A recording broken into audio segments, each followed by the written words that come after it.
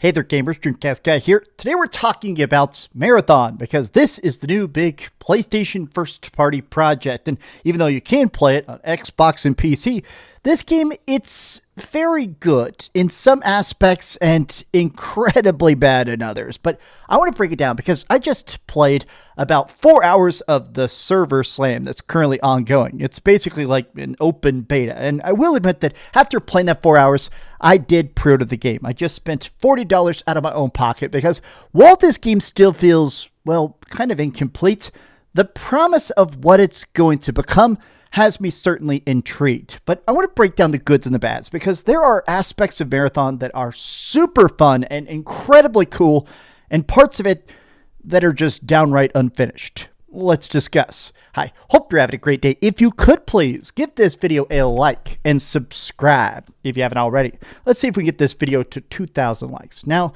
let's start by talking about what Marathon is, how extraction shooters work, and the parts of this that are so oddly badly balanced. So Marathon is an extraction shooter. This is a new genre that's really been blowing up the last couple years because of games like Escape from Tarkov and Arc Raiders. Now, these are games that, to be quite clear, I have not played very much. I've tinkered with them here and there, and I definitely appreciate the genre, but this is games for the most sweaty of sweaty. This is people that live, breathe, and die for a good FPS experience.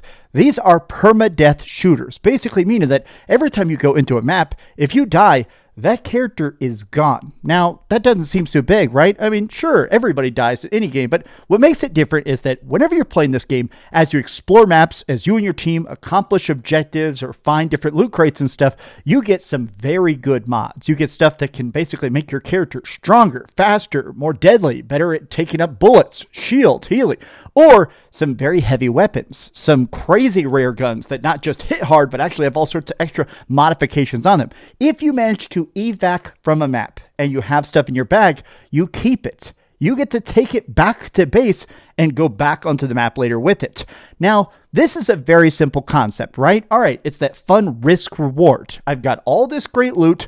Do I want to vault it and save it or risk doing another run? The idea of the stylish shooter to me was always very intriguing, but this is the first game that I've played that I really kind of am really connecting with that fun thrill of taking my best guns, my best mods, my best customized character into a map and doing, all right, now I'm ready to really just mow people down. But with that being said, for all the goods we're going to get into, there is a lot in this that is just bad. So let's just say this beta is 95% of the game. There's not really another way to put it. This is basically 5 of the 6 characters. It's 3 of the 4 maps that we're going to have at the end. This is basically the game. This is what we're going to get. And I got to admit that even after having played a lot of these characters, even as different as they play, I just feel like the maps are incredibly tiny. I mean, both of the maps that I've played on the most, there's one that's like a cool swamp and one that's like this rainy foresty type.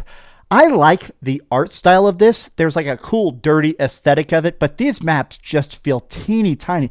Even after 4 hours, I do feel like I keep seeing the same like 3 canyons and 3 swamps. Every single run just kind of feels the same. Now, each lobby is kind of living and breathing. It's constantly spawning in new NPCs to fight, these like evil robot cops, basically. And so while you're just out there mowing down a cab, there's a lot of other players that are also dropping into the map, each trying to do their own separate missions. There are these mini missions that everybody has called contracts that you can pick up. They basically say, loot a certain amount of box, do a certain amount of ultimate attacks, scan a particular objective. Some of the contracts actually focus on particular maps. These are part of your motivation to go around because doing these contracts gives you permanent upgrades. Now, none of these are totally game-changing, right? None of these just basically let you start with like super weapons and stuff, but these tiny passive upgrades, the more contracts you complete and the more you level up, you can actually do stuff where, well, basically over time, you can loot quicker, run quicker, fall further. It's tiny stuff like expanded vault storage and stuff. Stuff that definitely makes it where every time you're in that risk versus reward scenario, it feels good to complete that contract, even if that character dies, because now you're permanently stronger in the long run. I think the contract system is very fun, but to be honest, well, Arc Raiders has the exact same system, and so does Escape from Tarkov. So seeing it done well here isn't as impressive as if I'd seen it for the first time here, to be clear. But I think that these maps, I do like the art style a lot. So in the world of Marathon, where this game takes place, we're on this like a tiny planet called Alpha Centauri, I think. Alpha Ceti Tarsi. And basically you're here to get your Tarson. Now, while you're here, this was a colony ship that got sent to the far-off stars 100 years ago and just stopped sending communique. But now, here we are a century in the future, and suddenly it starts bleeping. Come to us. It's time. So people start showing up. Basically, everybody that you're playing in the game are shells. You're bounty hunters that are beaming your body and mind into this disposable body. So while you're here, you're trying to fight, gather scrap, get supplies, get intel, and evac. The way it sort of works is that the body can be reprinted, but the stuff you're grabbing can't. You know, it's sort of a storyline reason for why you have to evac or else your stuff gets perma-deleted. There's all these killer robots, which are basically the government trying to stop you from getting this intel. They claim that they own it.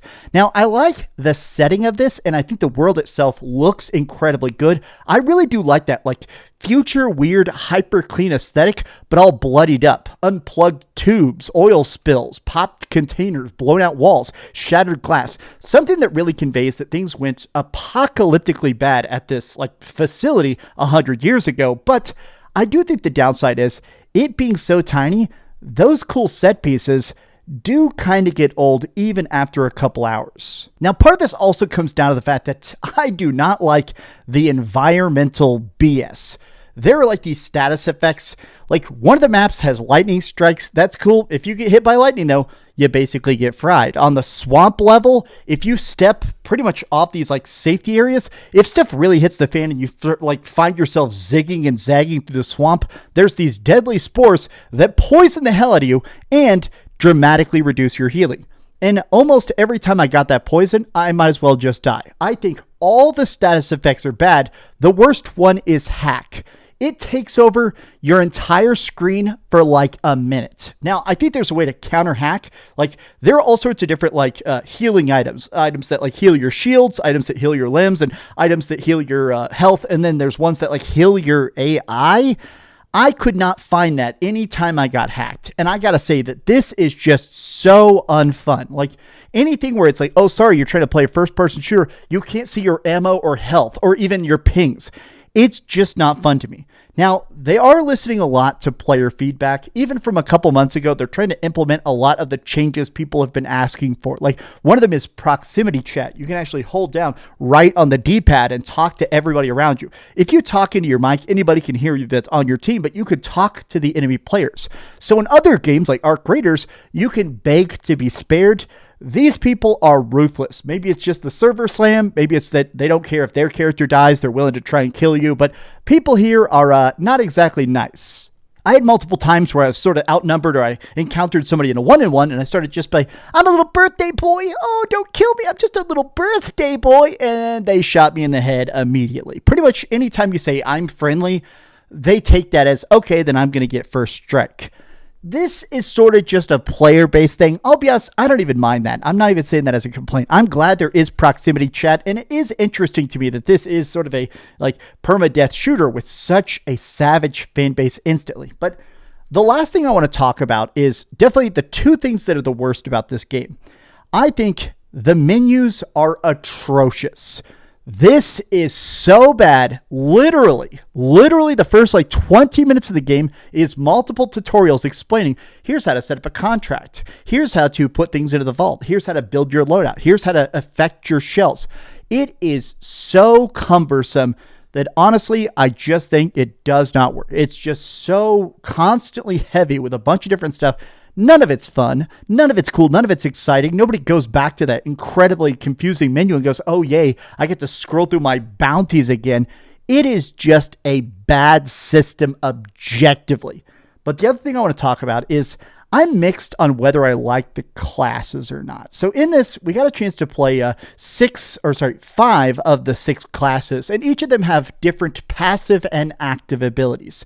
There's stuff like the Destoyer. He's the main guy I like to play with. He's your like heavy gunner type. His ultimate attack shoots rockets. He's got an air jump. The Vandal has like a ground slide and a double jump. Recon is able to see enemy footprints, or there's stuff like the Assassin is invisible in smoke. And I think that all of their abilities are cool, but I don't know, something about it, I just didn't really feel that rewarded by it, mostly because almost none of my teams talked. I don't know. I feel like this is the kind of thing where like good players will be better if they're on comms and actually timing their ultimate attacks, if they're actually prepared. But it really just felt like in general, people didn't care to engage with what Marathon is trying to put down. They did do something interesting that I think is a good idea. We'll see how it works in the full game, but there's all the different classes you can play as. There's one class that can only be played solo called the Rook. And the Rook is the weakest of all the classes, and he actually can't take loadouts, but he's an interesting class because I think it's like great to do those solo runs. You can choose if you want to run in a party of 3, but you can also just do solo runs where you just drop into the map. Say you're like 1 kill from a certain objective or finishing a contract. It is cool that you can just queue up the Rook, go in there, stomp some faces, get your loot, and evac. I like the fact that it exists as an option, but something about these classes to me just didn't feel that spectacular. There was never a single time where I like put up my shield or saved somebody and felt like, man, I'm so glad I'm this class. It always kind of felt like, well, I'm glad I got the jump on these people. This has the typical system where when you kill people, they drop loot. If you kill somebody, you can steal their really valuable guns. I do like that this is one of those games that feels like it has a closed ecosystem. It is cool that somebody else can spend, 10, 20, 100 hours hypothetically making a super powerful gun. And if you manage to get the jump on them and kill it, that's now your gun. I think that this game has a high sense of reward, and I'm willing to give the final game a shot. Something that exists in the final game that isn't in this beta that they've talked about is some sort of raids where you can do some sort of thing where like if you accomplish or survive a certain amount of missions, maybe you'll get to go to like some special super level. I still haven't seen that, obviously. So I guess I'm willing to pay $40 to see what the final package is like. But first impressions, it's a very 7.5 to 8 out of 10 game. Not bad. Pretty dang good in some aspects, but that menu, not good. Thanks so much for watching, gamers. If you enjoyed this video, be sure to give it a like, subscribe if you haven't already, and please keep dreaming. And thanks to all the people I partied with. Honestly, I ran into some pretty cool people. They were very silently boosting booty. Thanks so much for watching that video. If you want to see something else, you can always click this link to see what I put up last, or, subscribe and see what's coming up next. Also, I promise that whatever I do, it'll try not to suck.